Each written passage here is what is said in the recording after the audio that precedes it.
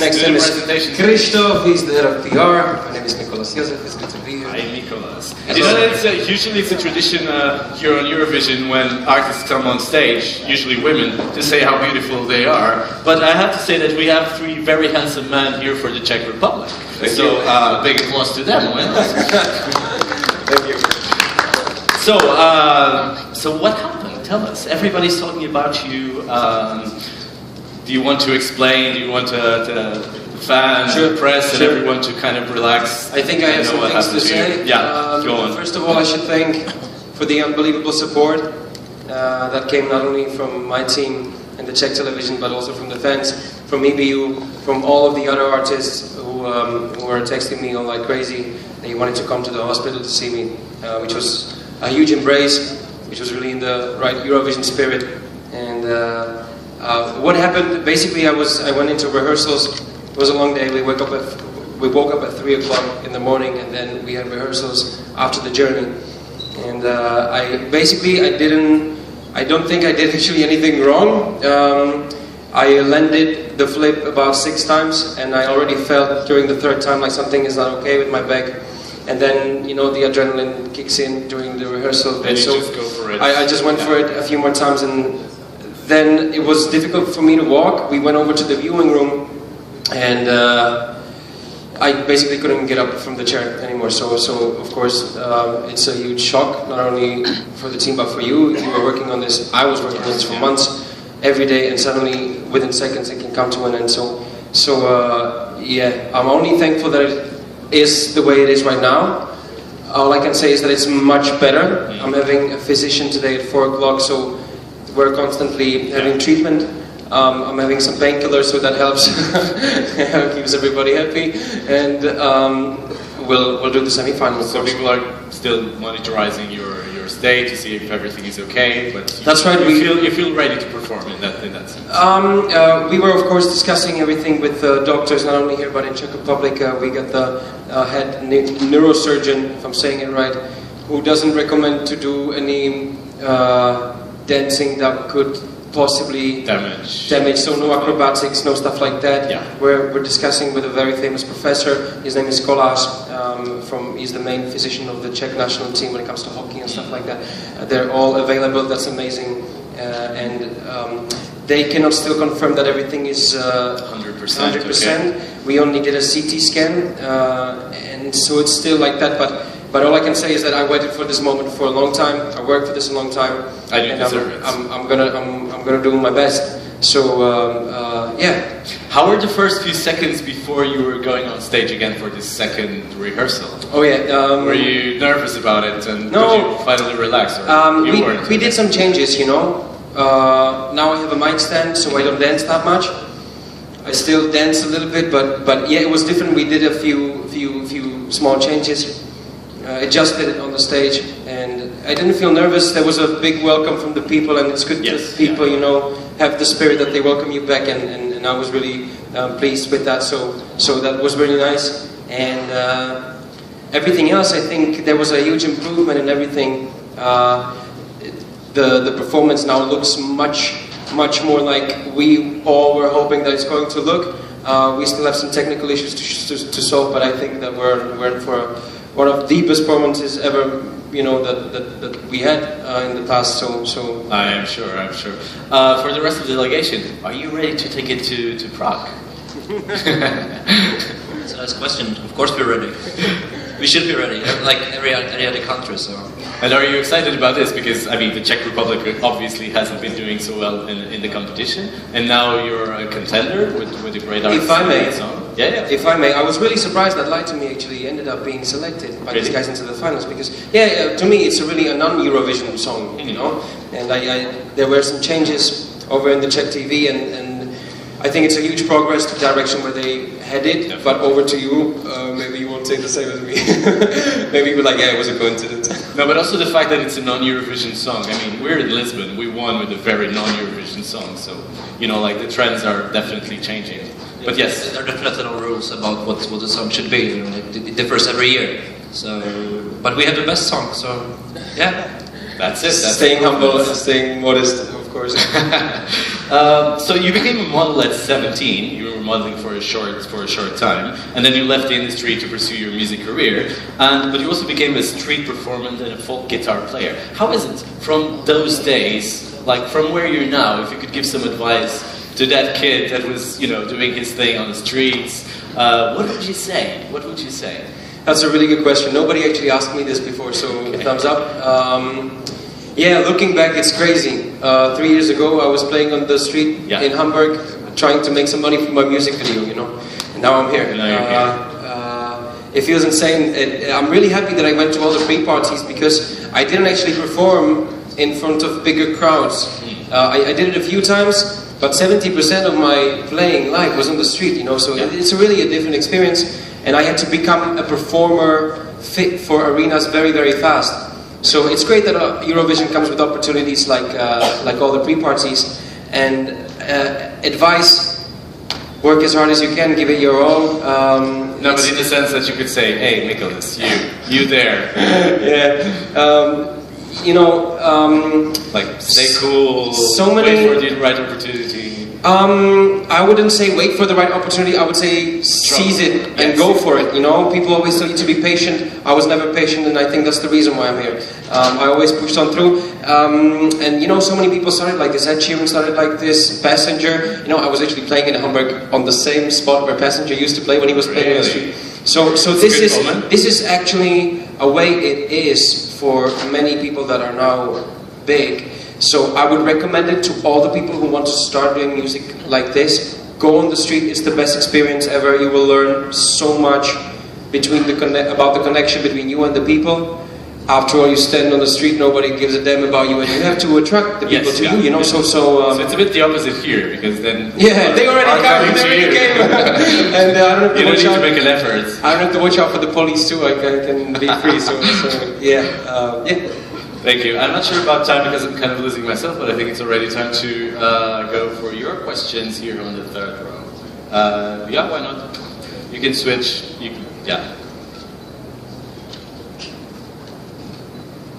Thank you.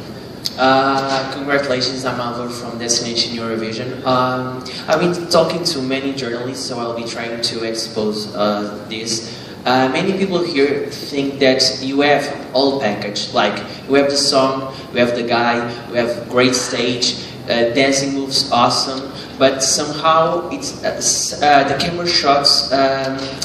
Many people think that should be moving faster, So my question is, will you change something in the camera shots until the next rehearsal, or these are the definitive ones? Thank you very much. Thank you. Thank you for a question. My answer is that we are improving every rehearsal. We are always making points. The team here is super professional as always. And actually we have, like all of us, we have the same idea. But we're just working on it, working what's going good, what's better, what's worse. And the next time is going to be perfect. So I think it's going to be alright. What I want to say is that since the last rehearsal, what we've seen today is a massive change. And it's going to be like that on the next one. We also feel the same way you feel, and the information has been given to the team over here, so hopefully it's going to be all perfect. Thank you for your question there in the back.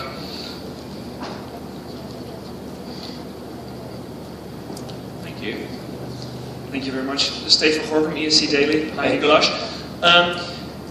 Obviously, the way that you fell and the way your back hurt after your first rehearsal must have been quite a shock for you because of all the tension that this event brings along. How is it for you to be back on stage today? Were you nervous of hurting yourself again? Was it different? You actually said my name right, and it's Mikolas.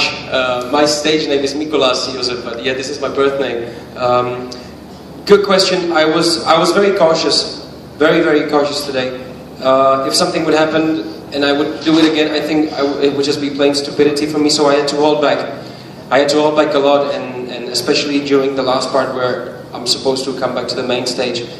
I was angry that I cannot do it the way I would like to do it. But coming back felt great, because there for a few minutes I thought that I'm going home, so I'm really happy to be here, and that's the most important thing. Yeah, thank you. There. Left side. Ahoy from Poland. Sergio from Poland. I have two questions actually. First of all, you came from family with the musician roots. Could you tell us more about that? Because of the parents, grandparents, we don't know. And the second is, in April you signed with the Sony Music label. When can we expect the debut album of yours, and how much label helps you to do new stuff? Thank you. Also a good question. Feels good being here, actually, talking to you like that. Yes, I come from a musical family. My mom, she plays the piano. My dad, he plays the violin. It was good in a way that I wasn't pushed, you know. I was always put into a room with a guitar and, you know, the door closed and, you know, do whatever you want. So I was, in a healthy way, being guided to music, and I never had to think for 1 second what I want to do in my life. It was always clear. So that is a huge advantage. Also, when parents sing to you when you are a kid, you catch everything, and then you save time with lessons, actually. So that's a good thing. When it comes to Sony, I have to say they are doing a marvelous job. It's right now Radio Energy in Germany is playing Light to Me, One Life, really big stuff, and they're managing to spread it very fast. I would never, I think, be able to do this on my own as an independent artist. So I'm really happy, and I welcome them to the family, and I hope they did the same with me. When it comes to the debut album, I'll be moving over to USA after Eurovision, and then I have a lot of sessions with the big name producers. So we will take our sweet time to make it as good as I think it should be. However, we were planning to release the next single right after Eurovision.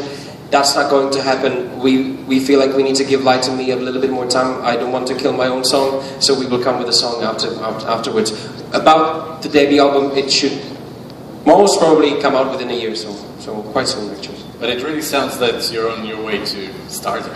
Thank you. This is a great start actually, and Eurovision should be taken like this by artists. You know, you can take it very seriously, and you want to make the best show. Sure. That's why we're all here, right? Yes. Yeah. Right. Thank you for that. Ooh. Okay. Okay. Here on the first row.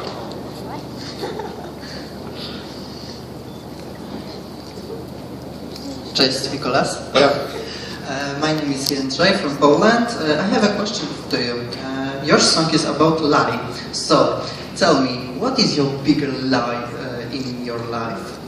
If you don't mind, I'm going to stand for it. It always hurts when I sit down for a long time. The biggest lie, I'm not a liar. And the song is about the fact that I don't like liars, you know.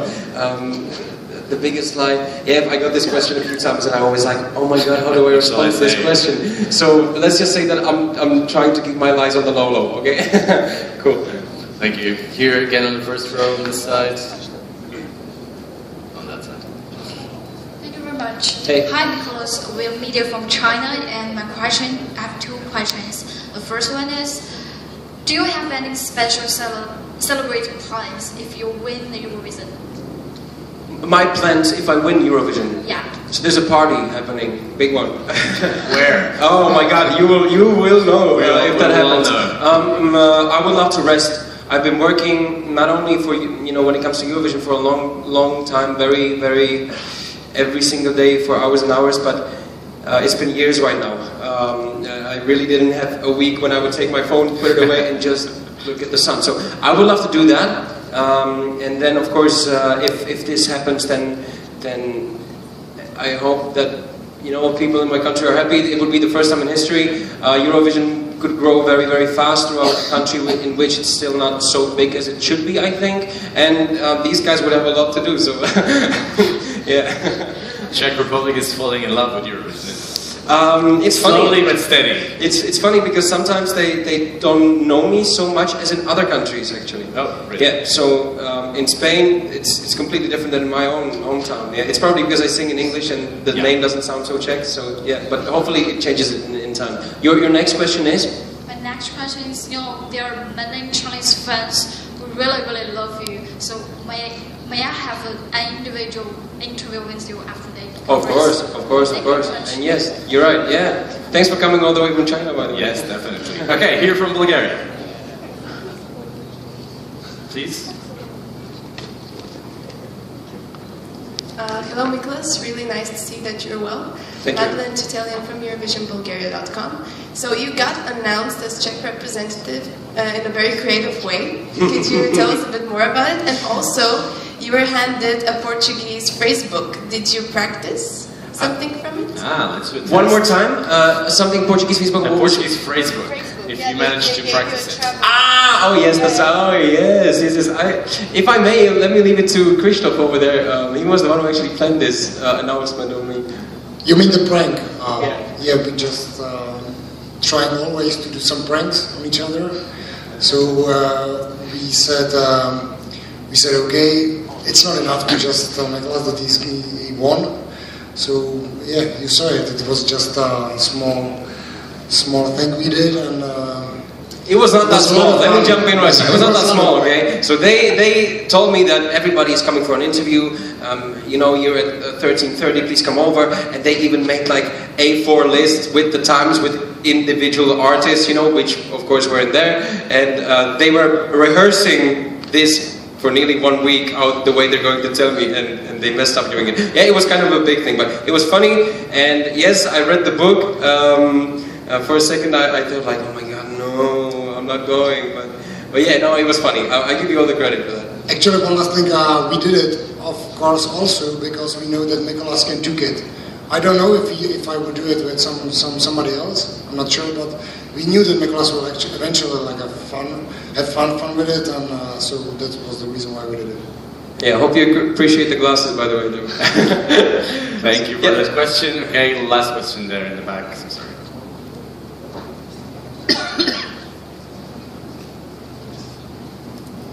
Hi, Alistair Birch from Eurofile.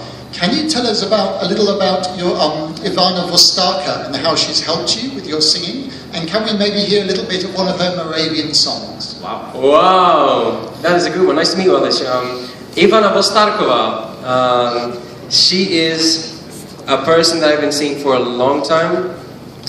She is like my next mom to me.